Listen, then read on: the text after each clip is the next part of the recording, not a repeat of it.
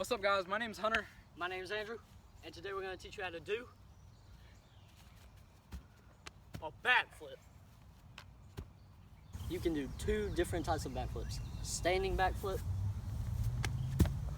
or running backflip. Doing backflip is kind of dangerous, so you always want to make sure that you have some safety equipment or somebody to spot you when you do it. There's a couple of different types of backflips.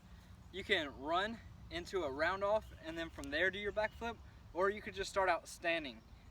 Running is a little bit easier, but you have to know how to do a roundoff first. So if you don't know how to do that, go check out some different video, learn how to do a roundoff, and then come back here. This is called a roundoff rebound. So after you do your roundoff, when you land, you're going to rebound by jumping as high into the air as you can.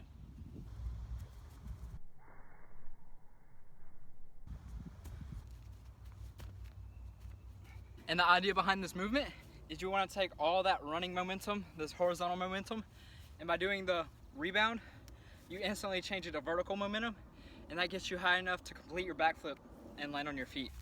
And what I'm going to show you is, I'm going to try to cover distance to show you that you don't get a lot of height.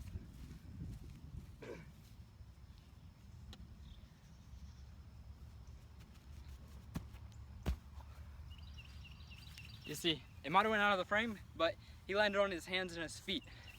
And that's just to show that the more distance you cover, the less height you're gonna have. The less height you have, the harder it is to land.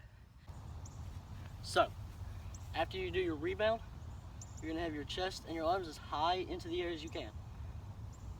You wanna be looking in a straight line at something far out in the distance to help you focus. Because if you're looking up, you'll lean back when you don't want to. If you're looking down, you won't lean back if you're trying to do your backflip. So like Andrew just said, you want to get up, you want everything to be up, and you want to be focusing out.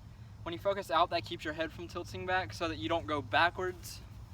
You want to, in a backflip, you want to do a backflip and land almost exactly where you started at. You don't want to cover distance because that takes height away. So when you do it, you come up, you've gotten your rebound down. It's really high. You're spotting out and everything. The next part is when you come up and you spot, bring your knees to your hands. Don't bring your hands down to your knees. You don't want to come like this and go down because that would kill your momentum and you might not make it all the way over. So you want to come here, bring your knees to your hands, and then tuck. And when you tuck, you want to stay tucked until you see the ground, because when you see the ground, that's how you know it's time to open up and land.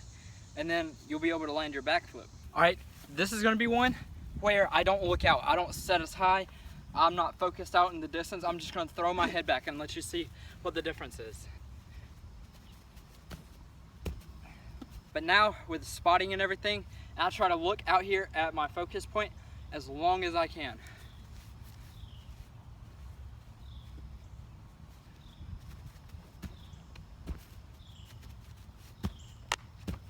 That's how to do your running backflip. Now that you got your running backflip down, you want to try it standing. Standing is a little bit harder because you don't have all that momentum. So a lot of YouTubers will say to scoot down like this, bend your knees, and then jump backwards. But that's actually going to take energy out of your legs. It's going to take your momentum away because you have to come down and then push everything all the way back up. Instead, just do a little short dip, and then go into it. Use your fast twitch muscles, and then it'll come up and you'll be able to land it. What me and Hunter like to do ourselves. So me and Hunter like to do, we step back and go for it.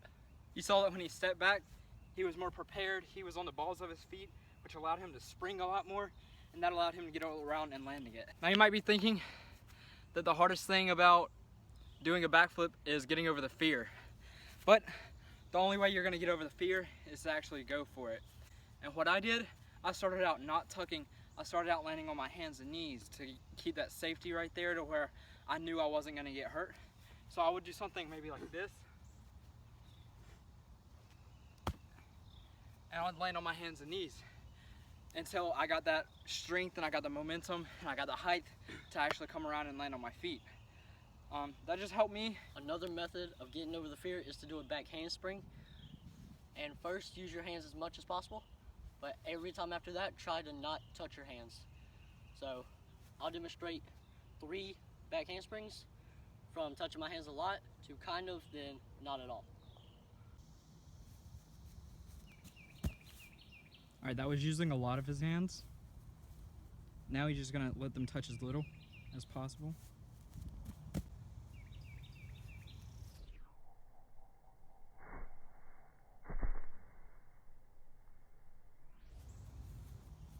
Alright, you see how he hit it at the last second?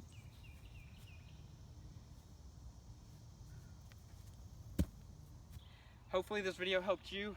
If it did, like, comment, subscribe, and stay tuned for more.